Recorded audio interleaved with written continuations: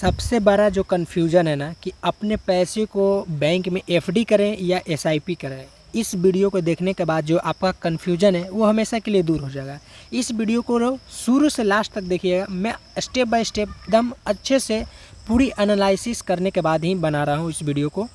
तो देखिए, आपका पैसा जो है ना, आप मेहनत से कमाए हैं, आप चाहते हैं कि इस पैसा को हम अच्छे जगह इन्वेस्ट करें जहाँ से कुछ परसेंटेज मेरा इंटरेस्ट आए। देखिए, इन्वेस्ट करने का दो तरीका है। अगर आप चाहते हैं कि थोड़ा इंटरेस्ट बढ़ चढ़ के आए, 10% से 12% भी, उससे भी ज़्यादा आए, तो आपको एसआईपी की तरफ जाना पड़ेगा, जहां थोड़ा सा रिस्क है। क्योंकि आप म्यूचुअल फंड में जो पैसा इन्वेस्ट करेंगे उसमें उतार चढ़ाव होता है, मार्केट ऊपर नीचे होता है, तो आपका जो भी पैसा है उसमें उतार चढ़ाव हो सकता है। लेकिन बात रहा बैंक में, एफडी में, तो वो फिक्स डिपॉजिट रहता है कि आपको फिक्स कर दिया जाता है कि आपको इतना परसेंट मिलेगा। आप जो भी, आप 2 साल, 5 साल, 10 साल जितना का एफडी कराना चाहते हैं वो आपके ऊपर निर्भर करता है। लेकिन सबसे सुरक्षित अगर माने सेफ्टी के मामले में, तो वो बैंक आता है। आपको बैंक जो है ना सबसे ज़्यादा सुरक्षा प्रदान करती है। इस बात को हमेशा याद रखिए, पैसा आपको डूबेगा नहीं, ठीक है, ये याद रखिए। और इस वीडियो को मेरा बनाने का मकसद यही है कि आपका जो कन्फ्यूज़न है कि बैंक में एफडी करें या म्यूचुअल फंड में हम एसआईपी करें, तो इस वीडियो को लास्ट देखिएगा। इस वीडियो को मैं अच्छे से एनालिसिस करके बना रहा हूँ, ठीक है। तो चलिए वीडियो को देखिए और समझिए, बैंक में आखिर हम एफडी करें तो क्यों सुरक्षित हैं, ठीक है। ध्यान से पढ़िएगा। देखिए, बैंक जो है ना, आप पैसे देते हैं तो उस पैसे को पहले फिक्स पैसे पर जो है ना वो फिक्स आपको इंटरेस्ट तय कर देता है कि इतना परसेंट आपको हम ब्याज देंगे।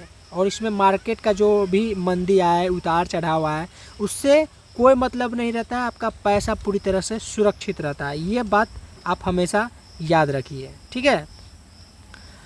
उसके बाद है ना कि यह गारंटी कौन लेता है भाई? आरबीआई के नियमों के तहत देश के हर बैंक में आपका 5 लाख रुपए तक की राशि मूलधन प्लस ब्याज पूरी तरह से सीमित इंश्योर्ड रहती है, ठीक है। यानी भगवान न करे कि आपका जो भी पैसा है वो बैंक में मतलब डूब जाए, पूरा बैंक डूब जाए। बैंक अगर डूब भी जाए तो सरकार यहाँ से, देखिए, आपका पूरा पैसा आपको सरकार देगी, ठीक है। ये सबसे ज़्यादा सुरक्षित होता है इसीलिए, ठीक है। आपका पैसा सुरक्षित इसीलिए होता है कि अगर पैसा बैंक डूब भी जाए तो पैसा आपका सरकार ज़रूर देगी। ये बात को याद रखिए हमेशा। अब आगे देखिए, इसमें लिखा हुआ है कि कमी क्या है भाई? कमी इसलिए है कि इसमें सीमित रिटर्न होता है, क्योंकि 6% या 7%, 7.5% आपको बैंक तय कर देती है कि आपको इतना परसेंट हम ब्याज देंगे, ठीक है। उससे ज़्यादा आपको नहीं मिलेगा, वो फिक्स पहले ही से कर देता है। और लेकिन वह सुरक्षित रहता है सेफ्टी के मामले में, ठीक है। अब आते हैं, हम म्यूचुअल फंड के बारे में बताना चाहते हैं, ठीक है। अब बैंक के बारे में बता दिए, अब म्यूचुअल फंड में आप ध्यान से सुनिए म्यूचुअल फंड का क्या फंडा है।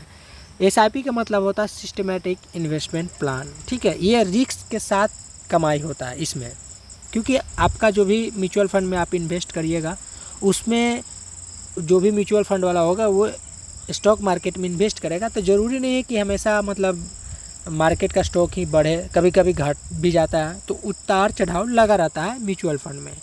सिस्टमेटिक इन्वेस्टमेंट प्लान ये अलग स्कीम नहीं है, ये म्यूचुअल फंड में हर महीने में थोड़ा थोड़ा जैसे पैसा इन्वेस्ट करने का एक तरीका है कि आप अपने बैंक से आप सेट कर दीजिए कि आपका हर महीने इतना इतना पैसा कटेगा, ठीक है। लेकिन एफडी में है कि आपका पूरा पैसा एक ही बार वहाँ पर लग जाता है कि आप 5 साल के लिए करा लिए तो उतना पैसा आपका जब्त हो गया। अब 5 साल बाद ही आप बीच में पैसा निकाल सकते हैं, नियम जो उनका शर्त नियम होता है उनको फॉलो करके।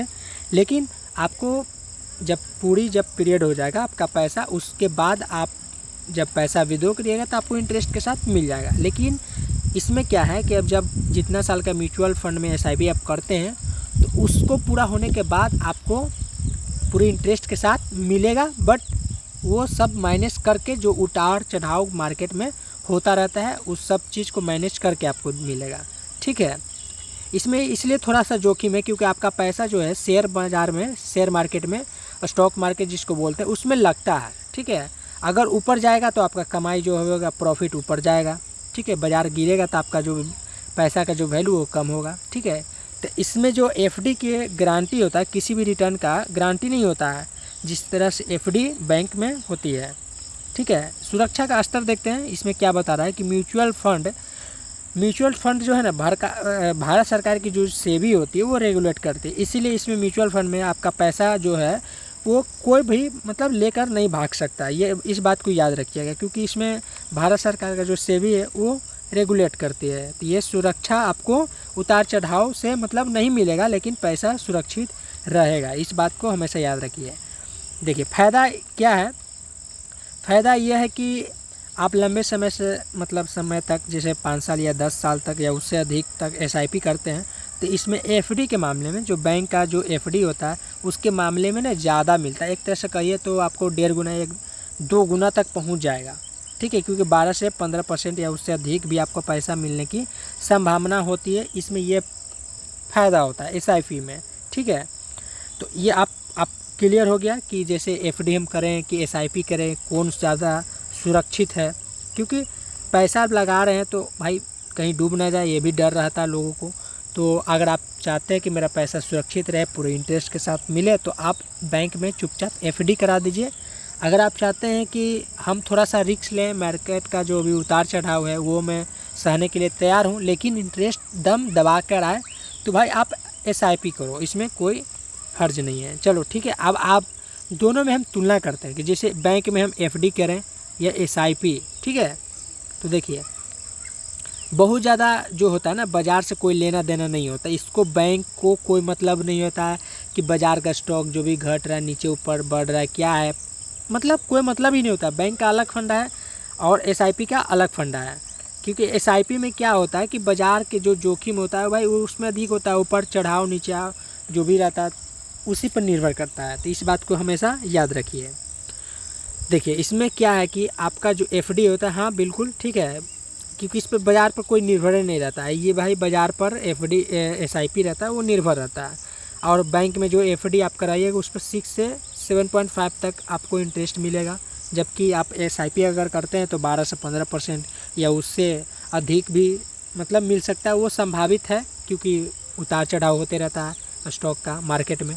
ठीक है, आप कभी भी किसी भी आप पैसा निकालना चाहते हैं तो आप शर्तों के नियम के अनुसार दोनों में आप निकाल सकते हैं, लेकिन एसआईपी का कुछ नियम है कि लॉगिंग पीरियड वाली जो स्कीम होता है उससे छोड़कर आप पैसा निकाल सकते हैं। ठीक है, दोनों का अपना अपना जो रूल एंड रेगुलेशन है वो आपको फॉलो करना पड़ेगा।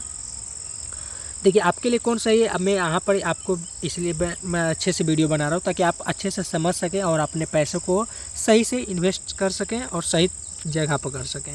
देखिए एफडी चुनिएगा कब, अगर आप बिल्कुल भी रिस्क नहीं लेना चाहते, अगर आप चाहते हैं कि मेरा पैसा एकदम सेफ रहे, या छोटा आपका जो लक्ष्य है कि 1-2 साल में मुझे पैसा की ज़रूरत है और मुझे पैसा मिल जाए इंटरेस्ट के साथ जो भी आप पैसा लगाए हैं और सुरक्षित रहें, तो आप चुपचाप आप एफडी करा दीजिए। ठीक है, इसमें कोई हर्ज नहीं है। ठीक है, लेकिन आप चाहते हैं कि हम 3 साल 5 साल 10 साल के लिए, हम लंबे समय के लिए थोड़ा सा हम निवेश करें और उतार चढ़ाव का भी आपको अगर डर नहीं है, आप सह सकते हैं। ठीक है, महंगाई को अगर आप चाहते हैं कि महंगाई ऊपर नीचे हो तो मुझे कोई फ़र्क नहीं पड़ता है, तो आप चुपचाप एसआईपी कर लीजिए, इससे ज़्यादा आपको इंटरेस्ट इसमें देखने को मिलेगा। ठीक है, ये आप पे निर्भर करता है कि आप सुरक्षित जाना चाहते हैं या थोड़ा रिस्क लेना चाहते हैं। अगर आपको ज़्यादा इंटरेस्ट लेना है तो आप एसआईपी करिए। ठीक है, एसआईपी में थोड़ा सा इंटरेस्ट ज़्यादा मिलेगा।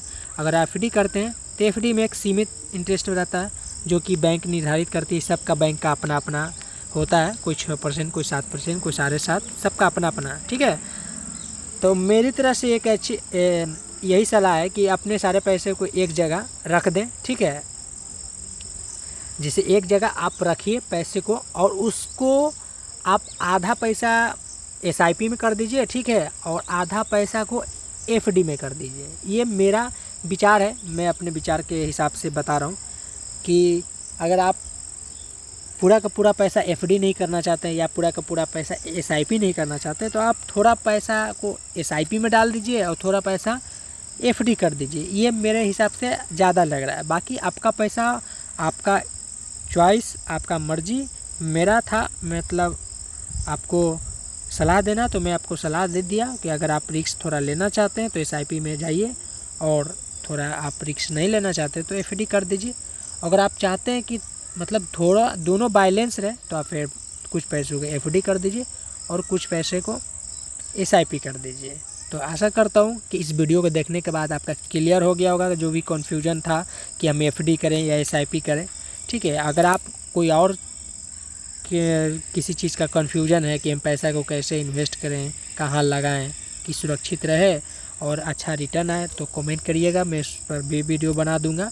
लेकिन आप इस पर आप कंफर्म रहिए जो मैं इस वीडियो को बनाया हूँ कि एफडी करूँ या एसआईपी करूँ। तो इसको आप अगर वीडियो को अगर दोबारा देख लीजिएगा तो ज़्यादा समझ में आ जाएगा। अगर समझ में आ गया तो अच्छी बात है, थोड़ा पैसा को सोच समझ कर इन्वेस्ट करिए।